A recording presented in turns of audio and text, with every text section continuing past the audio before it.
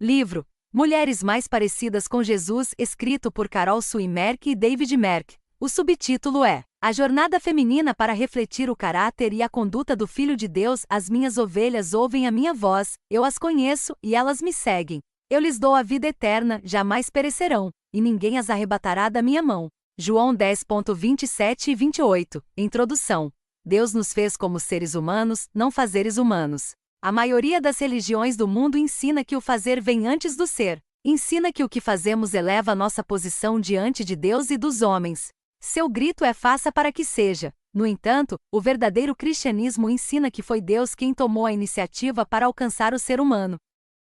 Ele fez isso pela obra final de Cristo Jesus. A cruz vazia e o túmulo vazio gritam feito. Agora seja o que já são. Caráter precede conduta e culmina na comunhão com Deus.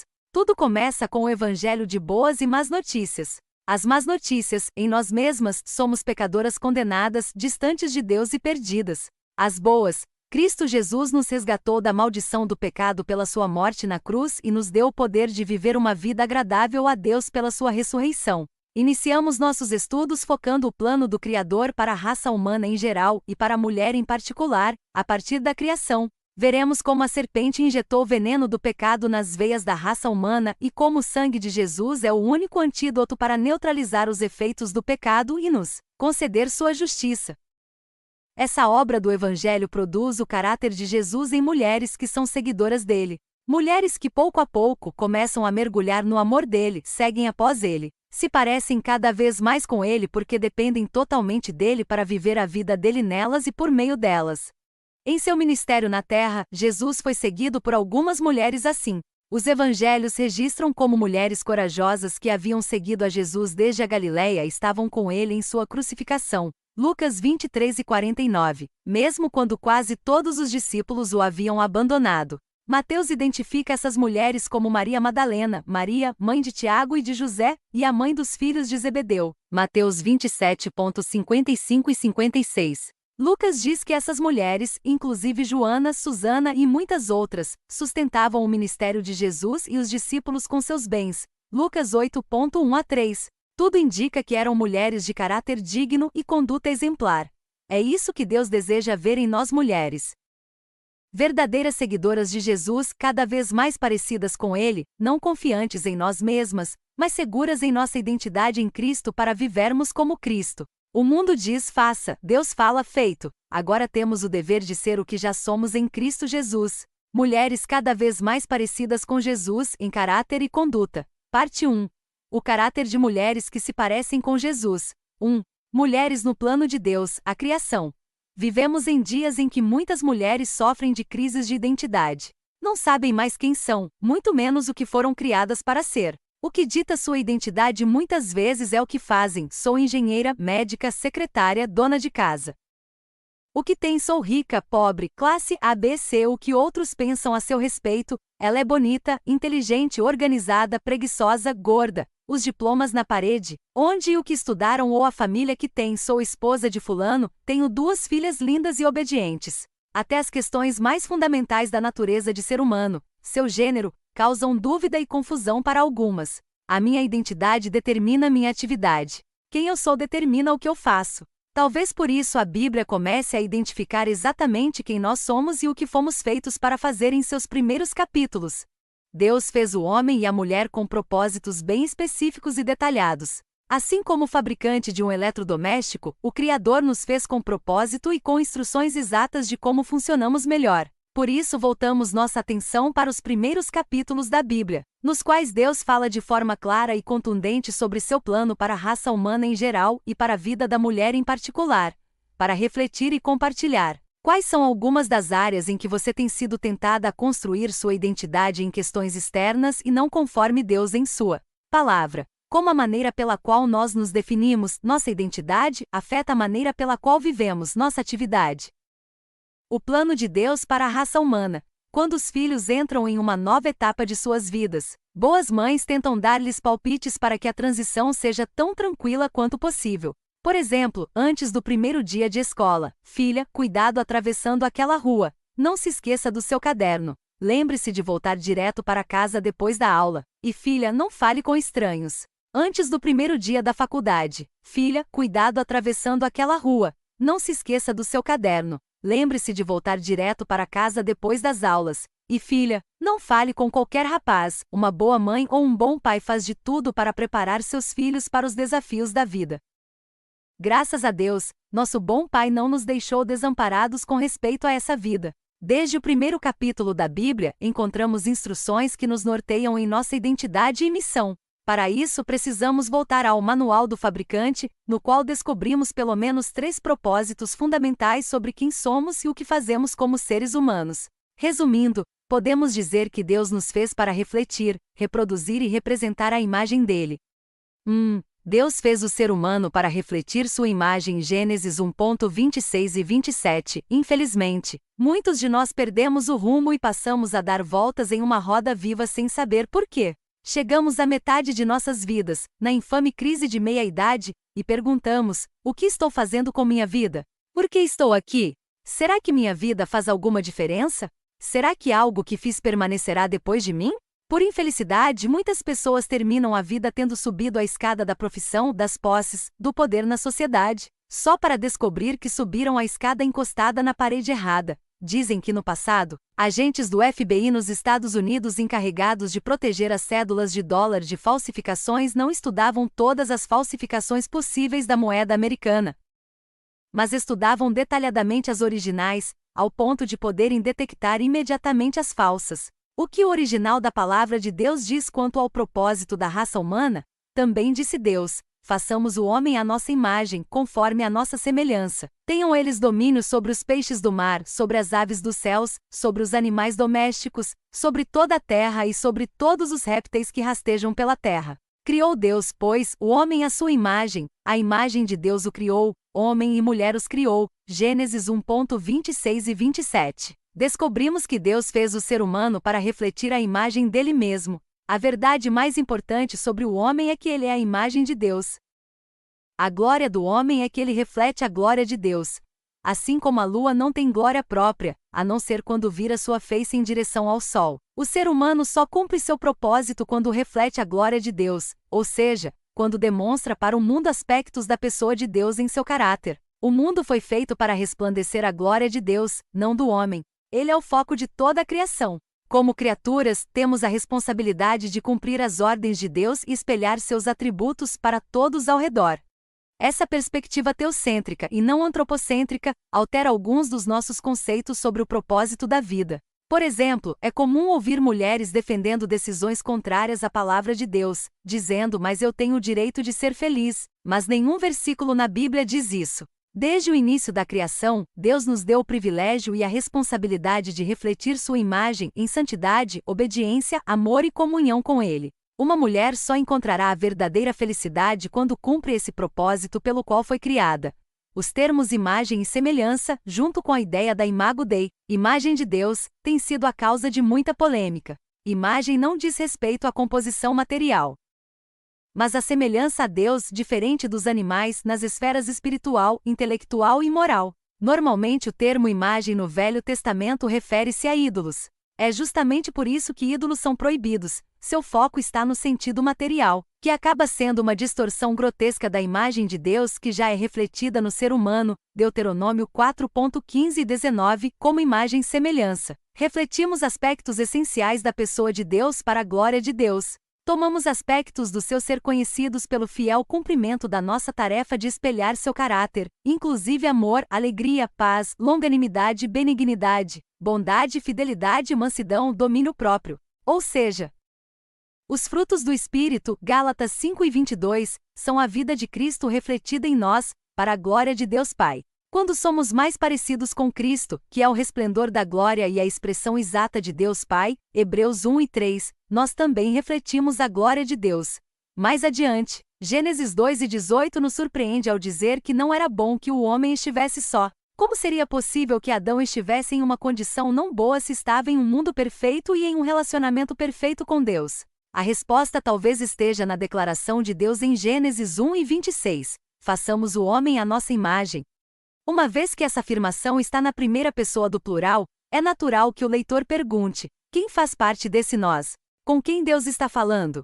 Teólogos cristãos ao longo dos séculos consideram que se trata de uma alusão à verdade que só é revelada com a vinda de Jesus ao mundo, a saber, que Deus é triuno, que o único Deus existe desde a eternidade como três pessoas, Pai, Filho e Espírito Santo, que conhecem e amam umas às outras. E, portanto, entre outras coisas, ser criado à imagem de Deus significa ser criado para relacionamentos. Outro aspecto importante sobre o ser humano como reflexo da imagem de Deus é o destaque do final do versículo 27. Homem e mulher os criou. Entendemos que existe um reflexo comunitário da imagem do Deus triuno, visto especificamente no relacionamento conjugal. Algumas características interpessoais do matrimônio refletem aspectos relacionais de um Deus triuno em seu relacionamento consigo mesmo. Esses atributos não se veem no indivíduo, mas exigem uma comunidade para serem expressos como comunicação, amor, fidelidade, papéis e intimidade. A unidade em diversidade do casal casado serve como ilustração da harmonia perfeita e intimidade profunda da Santa Trindade. Por isso, quando uma mulher é fiel aos votos matrimoniais, quando demonstra o amor outrocêntrico, quando desempenha seu papel como auxiliadora idônea que respeita seu marido, ela reflete aspectos da unidade em diversidade da própria Trindade. Como diz o autor Bill Mills, quando conhecemos essa intimidade, também refletimos aquilo que acontece dentro da Trindade e então, o mundo e os anjos que nos observam podem perceber que Deus está em nós. Infelizmente, o pecado distorceu muito o cumprimento desse propósito. Deus declara que continuamos refletindo a imagem de Deus depois da queda, embora de forma imperfeita. Veja Gênesis 5.1 a 3 e 9:6. Contudo, foi necessário o Filho de Deus se tornar um de nós para que pudéssemos ser novamente filhas de Deus. João 1.12 a 14. Em Cristo, a imagem de Deus está novamente sendo esculpida em nós pelo seu Espírito. Romanos 8 e 29, 2 Coríntios 13:18. Cumprimos nossa razão de ser quando refletimos a imagem de Deus na vida 2, para refletir e compartilhar. Avalie a frase "eu tenho o direito de ser feliz" e suas implicações em termos da imagem e da glória de Deus. Quais são aspectos da pessoa de Deus como ser relacional vistos principalmente no casal casado? Quais são as implicações disso em termos de como conduzimos nossos casamentos? 2.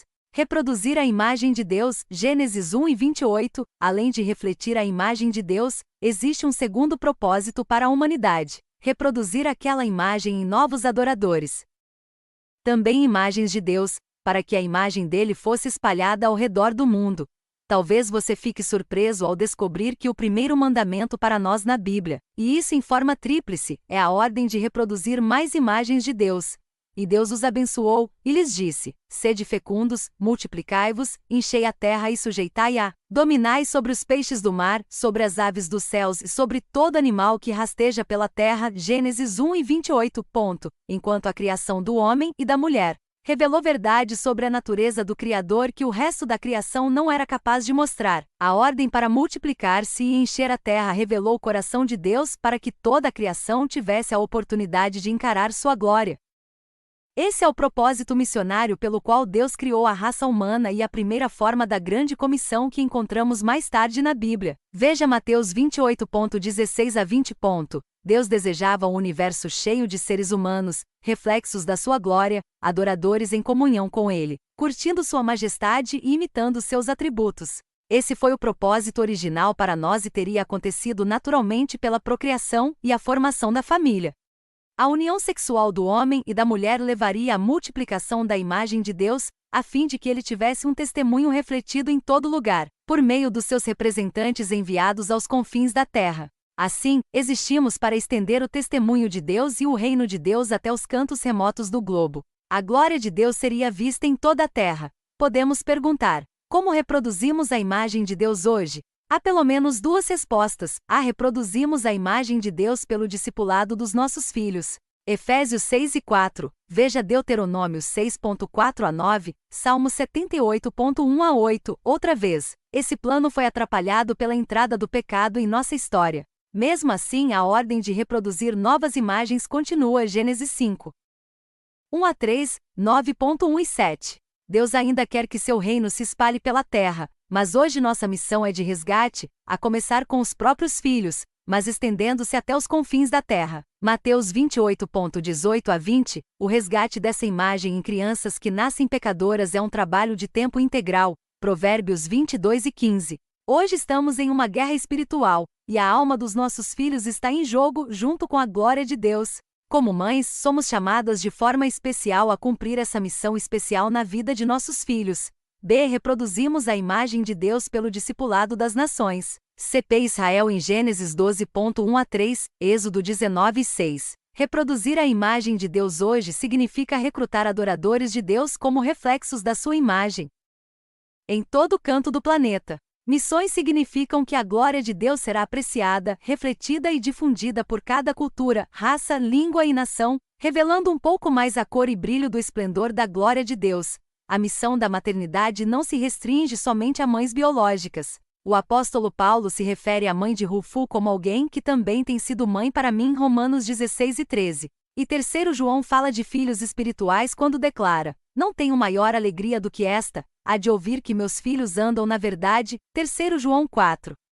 Pelo fato de que muitos pais hoje não cumprem seu dever no lar pelo efeito devastador do pecado que se alastrou ao redor do mundo, cabe a nós também uma missão de resgate dos filhos dos outros, ou seja, de países e povos inteiros que não mais conhecem a Deus. A raça humana se encontra em rebeldia contra o Criador, e nós que o conhecemos somos chamados para a missão de sermos seus embaixadores. Deus nos chamou para multiplicar sua imagem pela obra missionária, pelo evangelismo e discipulado das nações. Seja você solteira, casada sem filhos ou com seus próprios filhos e netos, você tem a tarefa como mulher de se reproduzir nesta obra global para que a terra fique cheia da glória do Senhor. Mateus 28, 18-20.